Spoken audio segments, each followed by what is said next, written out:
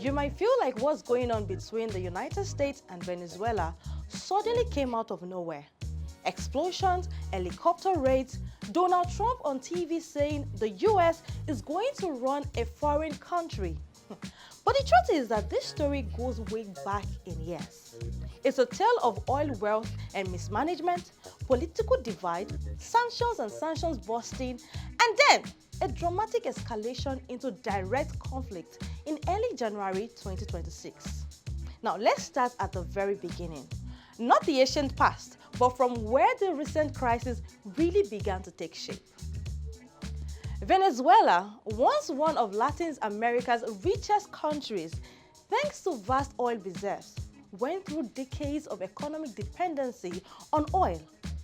When global oil prices collapsed and the internal government spending soared, the economy imploded. Hyperinflation, shortages of food and medicine, and mass immigration became the everyday reality for millions. Now, into this vacuum stepped Hugo Chavez and later his successor, Nicolás Maduro, whose socialist policies and consolidation of power divided the nation and strained relations with the West, especially the United States. By the early 2020s, US-Venezuela relations were already rocky. The US had imposed sanctions on Venezuelan officials and the state oil company over corruption and human rights abuse. Tensions wrapped up in the late 2025 when the United States, under President Donald Trump, took a more aggressive posture, intercepting ships, blockading oil tankers, and striking suspected drug trafficking infrastructure allegedly linked to Venezuela. Trump's rhetoric was bold and unfiltered. He openly threatened severe consequences for Venezuelan leaders who didn't fall in line with US demands. The airspace was declared closed by the US and the military pressure began to build.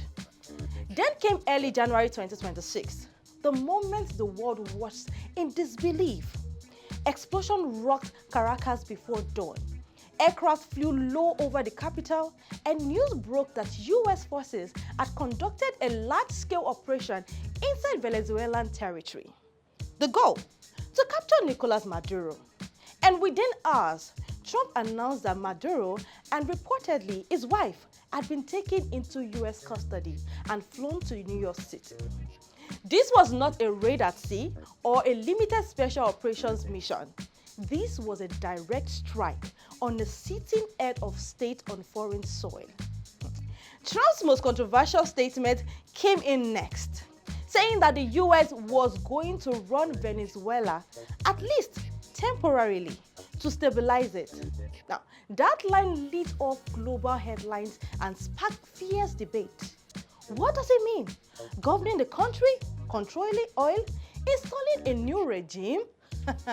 Trump later had to clarify that the US wasn't planning a day-to-day governance, but the damage was already done. The world was already asking hard questions about sovereignty and international law. Now, back in Caracas, Venezuela's institutions and its vice president, Delcy Rodriguez, rejected the US actions outrightly. They called it an illegal kidnapping and insisted that Maduro remained the legitimate leader of Venezuela, even if he was physically detained abroad.